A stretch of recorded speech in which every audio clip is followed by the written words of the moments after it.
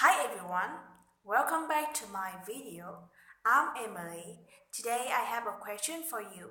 What do you think about the transportation in Vietnam? I think it's so crazy. It's not good because do you think the road in Vietnam is so narrow? Big? Yeah. Um, the road status is 3.5 millimeter in Vietnam, but now it's not.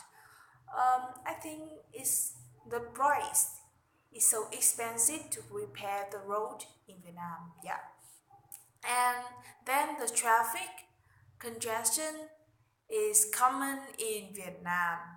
So do you know the Pham Van Dong Street?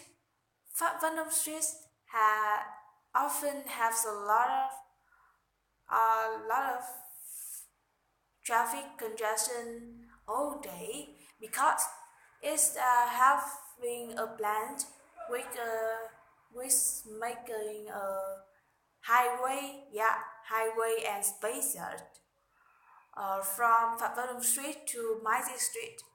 Yeah, and sidewalk where is for walker. Yeah, and for some people, no use vehicle can go and run somewhere on in sidewalk.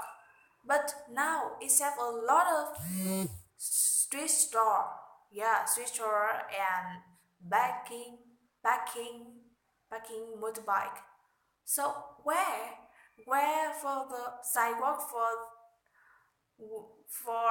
people no use vehicle? I don't know. And do you think about the vehicles in Vietnam? I think it's so original. Yeah, it's not good and it's no modern. Yeah, Vietnam has no subway and the public vehicle is not good. Cause do you know the bus seven? Bus seven, I think it should change a new bus. Yeah, and I think the traffic congestion made by awareness. Yeah, or some people is so bad. Is so some people is so bad. Are so bad. They are so selfish. They didn't they didn't abide by the law traffic in Vietnam.